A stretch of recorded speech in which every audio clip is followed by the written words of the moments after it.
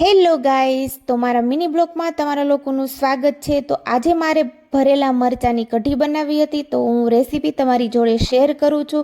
તો અહીંયા મેં મસ્ત મજાની 2 થી 3 વાટકા જેટલી ખાટી છાશ લઈ લીધી છે। તેમાં 1 વાટકો જેટલો ચણાનો લોટ નાખીને મિક્સ કરી લીધું છે અને એમાં 1 ચમચી મીઠું, 1 ચમચી હળદર, 1 ચમચી ધાણા જીરું પાવડર, ખમણેલું આદું, મીઠો લીમડો અને કોથમીર નાખીને મિક્સ કર્યું છે। 1 ચમચી ખાંડ એડ કરી છે। પછી આવી રીતે મરચાં લઈ લીધા છે અને વચ્ચેથી તેને કાપી નાખ્યા છે।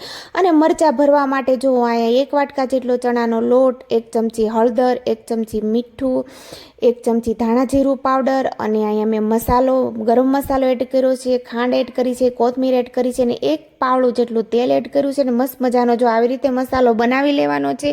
અને બધા મરચાં મેં ભરી નાખ્યા છે। અને જો કઢી બનાવવા માટે, કઢીનો વઘાર કરવા માટે અહીંથી 3 પાવડા જેટલું મેં તેલ લઈ લીધું છે। તેમાં રાઈ એડ કરી છે, મેથી હોય તો તમે મેથી એડ કરી શકો છો, તમે ખાતા હોય તો। પછી અહીં મીઠો લીમડો એડ કર્યો છે, ધાણા જીરું પાવડર હિંગ એડ કરી છે અને કઢીનો મસ્ત મજાનો અહીંયા વઘાર કરી લીધો છે। અને તેમાં જો મસાલો વધ્યો તો મરચાંમાં ભરતી વખતે તે મસાલો પણ મેં એડ કરી દીધો છે અને મસ્ત રીતે અહીંયા આપણે એને 5 થી 10 મિનિટ રીતે થવા દેવાની છે।